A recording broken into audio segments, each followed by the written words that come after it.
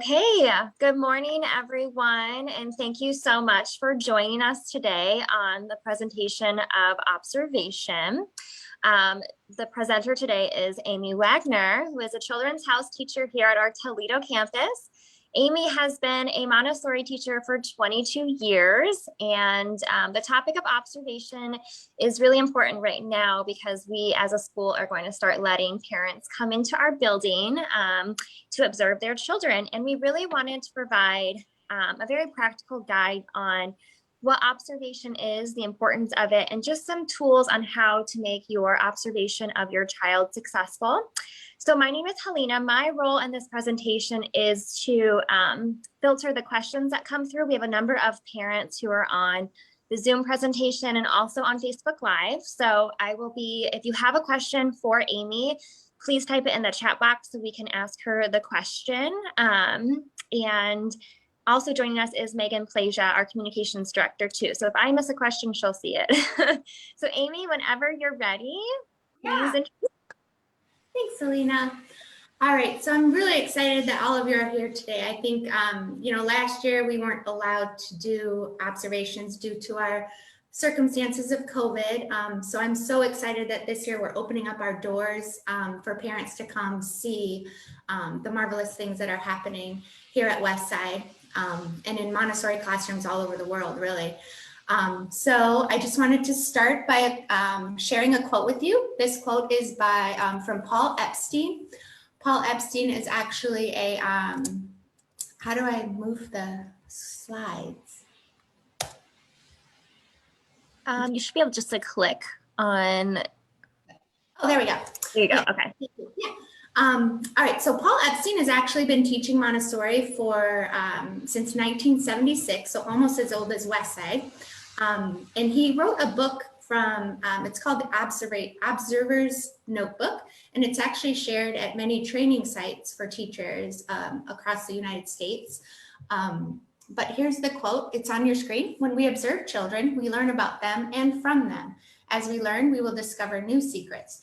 The children will tell us what they need to become self-reliant and who they are meant to be in a world characterized by changes. The children will tell us how to better prepare environments and to develop new materials. So with that, I guess we have to first and foremost share with you that Maria Montessori began Montessori education based on observation. All of the materials in the classroom are created based on what she was observing in her very first classroom. Maria Montessori is first and foremost was a scientist, and actually she never even wanted to be a teacher. When she was 12 years old, she told her parents that she never wanted to be a teacher because that was really the only job that women outside of the home did, and she wanted to do something different. So it's kind of funny with what has happened or transpired since then. But so observation was something she began. She was a scientist, so a lot of what she was doing at first was classifying children, and that wasn't quite working. So she just decided to stop what she had been taught and just to learn from the children. So her method started, and it took about 2 to 3 years to develop, but it all is based on observation. So observation in the classroom for us as teachers is very important. And that's kind of what sets us apart from any other education philosophy. Let's see, click, yeah. All right, so we really want to encourage you to come in and see the difference, the Montessori difference that's happening. Your children, most of your children come full day, and the beauty that is happening within the walls of Westside, and like I said, not only Westside, in Montessori schools across the world, is just purely amazing. We observe, first I actually want to share a story with you. So when I got my training, after you do your training, you have like a supervising teacher that kind of looks over and helps you along the way. And I was a self-directed intern, so I had my own classroom right off the bat, and a supervising teacher, but she wasn't in my classroom. She was outside of the room. And she goes, so now that you have your training, what are you most afraid of? And I said, well, I just don't know how I'm going to control 24 children. Like, that's a lot of kids, right? And she said, you don't control the children. You prepare an environment and the environment controls the children. So from then on, like a light bulb clicked and I got it. So why do we observe? We observe in the classroom to gain insight into your child's mind, really, to see what their desires are, what their interests are. Because we know that once we can connect your child to something in the classroom where their desires, their interests are being met, they're going to reach their fullest potential. And that's what our goal is for all of your children, to reach their fullest potential, to connect them with something in the classroom that's going to allow them to concentrate. Concentration is really the key for us. So we observe, we take notes. You know, if they're choosing something off the shelf, are they going back to that work numerous times? If they are, that's a pretty good sign that we've connected them properly.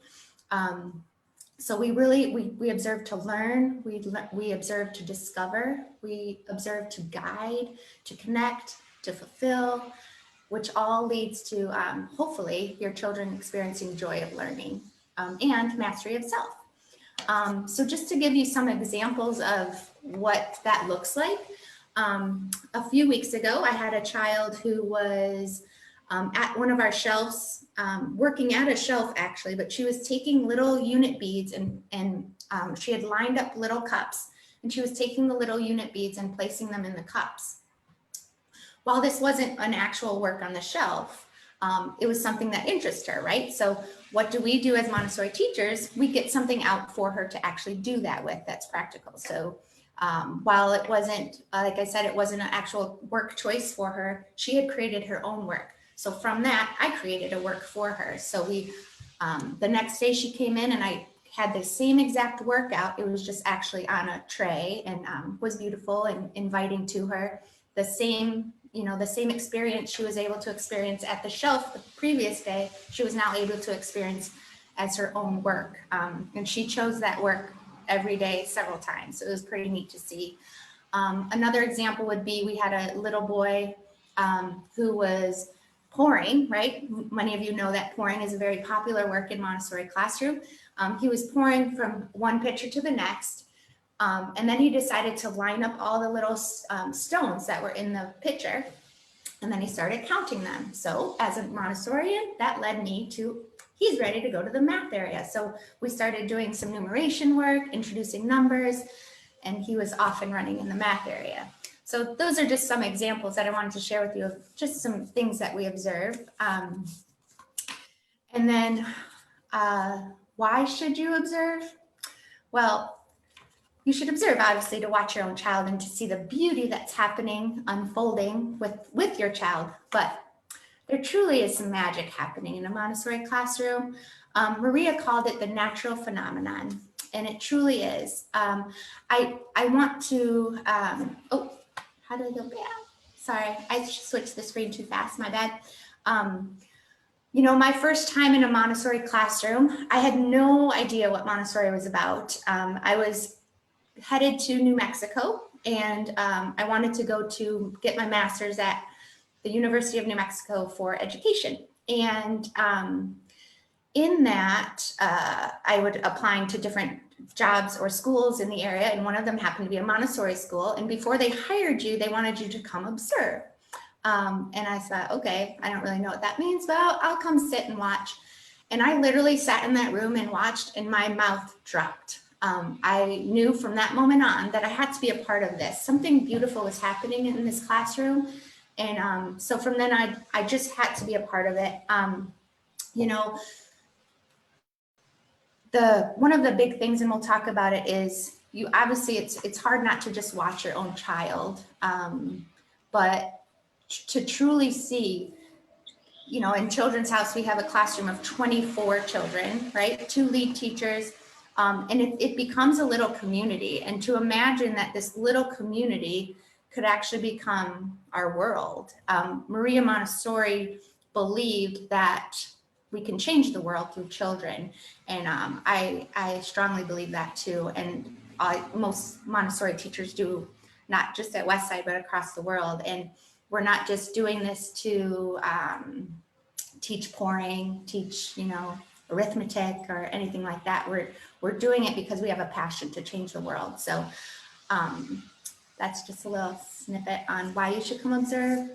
But so here we have two parents, they're observing through a window. This year you will be doing a window observation. Unfortunately, we're not allowing parents in our classroom, but it's definitely a step from last year where we couldn't have observation at all. So here you see two parents observing through a window. Every classroom has an observation window from Little House through Lower L. And I think the upper L's don't, the middle school don't.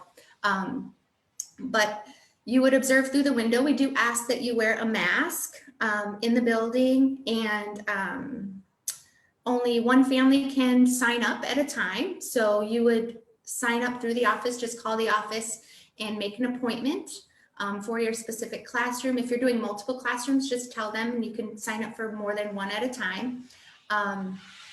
But we do, like I said, ask that you wear a mask, and we will be starting our observations on October 4th, just so you know.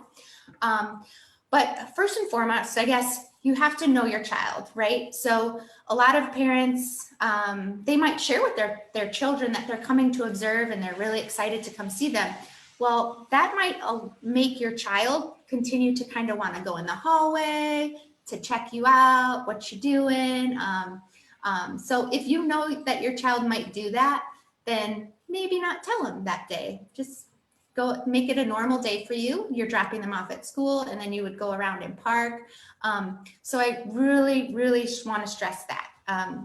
You won't get a true observation, not only of the classroom, but your own child. It'll be different for them. Their day will be different. And it won't be a natural observation. So let's go into the visual perspective of your observation. So this is kind of where I talked about earlier about observing the whole classroom, not just focusing on your own child, which is super hard, right? I know that. I observe every year. My daughter is now a junior in high school, and when she was at Westside, I observed every year, twice a year, mostly actually, because I love to observe outside of my own classroom. So this screen, it says our first tendency of parents is obviously to focus on our own child. But what I want to encourage you to do is, like I said earlier, just see what's truly happening in the environment as a whole, not just your own child. And we'll go into more. But like I said earlier too, that there are 24 children in Children's House. Little House, there's going to be less, around the same number in Lower L. But it's amazing what's happening with 24 children in a room. You're going to notice children choosing work by themselves. You're not going to see a lot of teacher-led activities. There's 2 teachers per classroom. One teacher is usually giving the lessons while the other teacher is providing classroom management.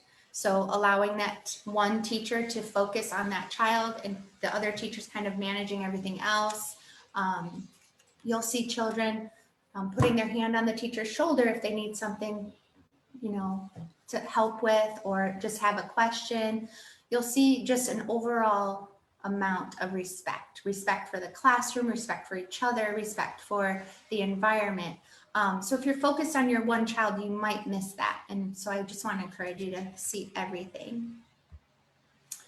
Now the audio perspective is going to be a little hard to hear because you're in the hallway. I am going to work on something. Hopefully we can get maybe a computer and a Zoom out in the hallway so you can hear, because it's truly remarkable. I observed one time my aunt was a teacher in just a daycare, and I remember observing her. I had already been teaching for probably 3 or 4 years, and I went to observe her room, and it was hard. It was very loud. The children had different centers, and there was a bell that would ring, and they would have to rotate from center. And I just thought, man, I'm so grateful I'm a Montessori teacher. But I also felt bad for those kids who weren't experiencing it. So in our classrooms, the noise level is really quite astounding for a room full of 24 3 to 6-year-olds. I am going to probably be talking about a Children's House because that is my specialty, by the way. So yeah, just simply remarkable. It's very quiet. Sometimes teachers play soft music. And then it's really funny because children are so concentrating, right? Because that's our goal, is for them to concentrate. But then all of a sudden it's weird, around 10 o'clock, between 10 and 10:15, you'll just hear the room get super loud. And as teachers, we're like, what's happening? And when I first started teaching, I was trying to control that. But it's actually part of their morning. It's called, we call it false fatigue. It's where their brain is kind of just stopped. It's taking a break. They're walking around. They're going to discover some new things. It's kind of like a unannounced mental break for the kids. So look for that when you're observing. It's really quite neat to see or hear the amount of noise that happens, and then all of a sudden it just goes down again and everyone starts concentrating. It's pretty magical. All right, let's see. And then of course there's learning happening, right? You'll see so many cool things happening because Montessori is mixed ages. You'll see people or children spending a lot of time in the practical life area, especially those 3 and 4-year-olds, or since the sensorial area. But you'll also see the older kids doing quite big work. We have children who are doing addition, possibly with numbers in the 1,000 place value. We have here we have 2 students counting up to, it looks like the 6 change. So 6 cubed is 216, maybe. That might be totally wrong. Sorry about that. But yeah, so they're counting to really high numbers at a very young age. You'll also see individual lessons happening. The teacher is usually working with one child, sometimes small groups. In lower L, you'll see a lot of more small groups happening. But truly, the teachers are guiding the children to the shelves to connect them with the environment. And you'll see a lot of the teacher who's giving lessons, you'll see her really moving around the room and providing lessons, multiple lessons to a lot of children. All right. So also what you want to focus on is child-to-child interaction. What are they doing? There's a lot of respect happening. You'll see children standing at a table watching someone's work with their hands behind their back and not touching the work, which is, I mean, that's hard as a 3-year-old to not touch work that you want to do. You'll see, you'll hear, hopefully, just the manners that's, very polite. Please don't touch my work. Please walk away. May I help you with that? Very kind language working or happening. You'll see we have, sometimes children who are carrying a tray. Sometimes, they're still learning their balance. So sometimes things fall off of it. And you'll see 2 to 3 children come and just kind of help.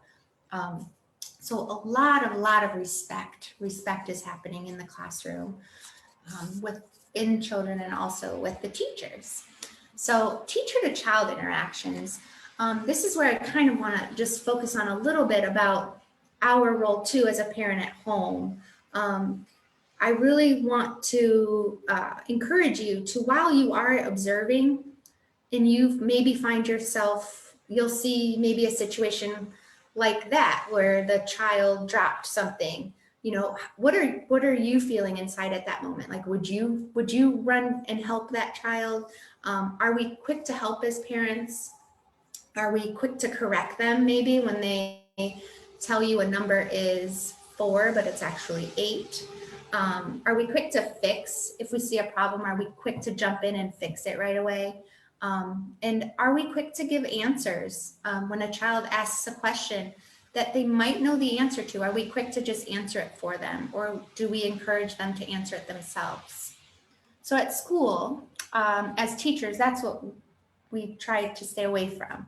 We try to encourage the child to figure things out. So we ask open-ended questions in hopes that the child will get to the answer. We try not to give the answer too quickly. We also don't correct work. So like the example I gave you, if I'm doing numbers with the child and they were beautiful, they got 1, 2, and 3, and then we got to 4, and maybe they don't know 4 yet.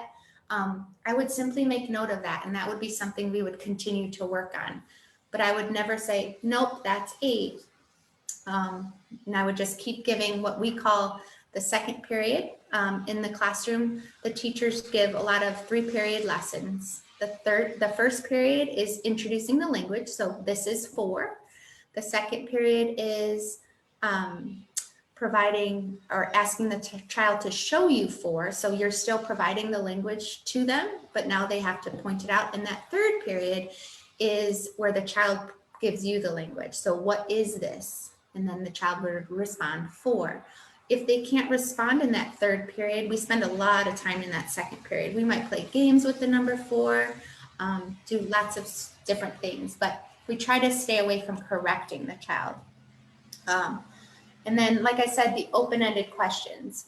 I think especially the Little House and Children's House age, children are really learning their critical thinking and logical reasoning skills, which is a huge part of your executive functioning. So if we provide the answers too quickly, or we are too quick to fix, to jump in and help, children aren't developing those skills.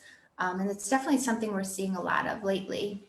So I encourage you guys to stop and just allow the child to figure it out. And what that does for the child is it respects them first and foremost, but it's so much more powerful if the child can figure it out. They feel empowered by doing so. So just a little thing. All right. So sociability.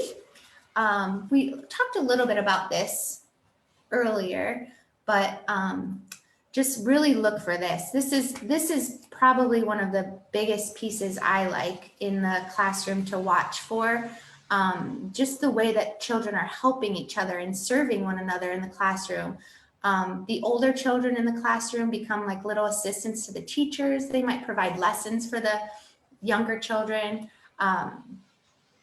But this is why I think one of the reasons why Maria Montessori had the multi-age classrooms is because it's really becomes a little community, right? You don't go out into the world and hang out with all people your age, right? Usually you're mixed group ages. And this is truly what's happening in the classroom is it becomes a little community and everyone's helping each other. And that's what we want for our world, right? To everyone helping each other and serving one another properly. So look for that. And then of course, the autonomy happening, the independent working, the pride that children have in doing so, in doing their work independently without someone helping them, is truly remarkable. They take responsibility for their environment. You'll see children scrubbing tables, sweeping the floor, and just really concentrating on their work. And that's, like I said, the goal. And what I think is a big part also is the self-directed freedom in the classroom. You know, children don't come in with an agenda. They probably do, but we don't come in, I should say, we don't come in with an agenda for them. They come in with their own agenda. And we never really know what that is, but we just try to gain insight through observation so we can hopefully connect them to the right materials that they can reach that independent and freedom within themselves. So I think that's all I have for you today, but I hope that this was insightful. I'm not done yet. I do have this really cool quote that I found earlier, but I'm gonna try not to cry when I read it because it's pretty powerful. I think, I guess I wanna end with this by just saying that, you know, we live in a crazy world, right? And our goal as teachers are just trying to have each child reach their fullest potential and change the world ultimately for them to grow up to feel empowered to do so. So with that, thank you for trusting us with your children, by the way. And here we go. So we are here, all of us, to reconnect the higher functioning of our world, not as we have constructed it in the past, but as we deeply experience it and know it to be. We are here to mend the barriers that have kept us less than what we are. We are here to introduce ourselves to each other and to capacities and forces that truly lie within and without. We are here to lift the awareness of how we affect each other and the physical world around us. We are here to gently assist in the already ongoing and unprecedented conscious evolution of mankind. Life demands we dedicate ourselves to this higher purpose. Now is the time. So come and see this beautiful thing happening, guys, and be a part of it. And you'll want to leave us. And I just want to add, Amy, first of all, that was beautiful. Thank you so much for presenting that topic. I do want to add one point. As I'm hearing you speak, I think it's really important from an admission standpoint to let people know the importance of accreditation with Montessori. You heard Amy say a number of times that the beautiful things happening at Westside are happening in Montessori schools throughout the world. And that is so true. But the most important thing when you think about Montessori is accreditation, because anybody could say that they're a Montessori school and be nothing like us. So if you're looking at Montessori schools, please make sure you're looking to ensure that that school is in fact an accredited Montessori school. If they are truly as beautiful as every Montessori school throughout the world. So thank you so much, Amy. We appreciate all the families that have been on. If you guys do have any questions for Amy or in terms of admissions, definitely direct message us, email us. We're always here to help. So thank you all so much. Thank you again, Amy. Thank you. Thanks, Amy. You're welcome. Give Georgie a squeeze. I recognize the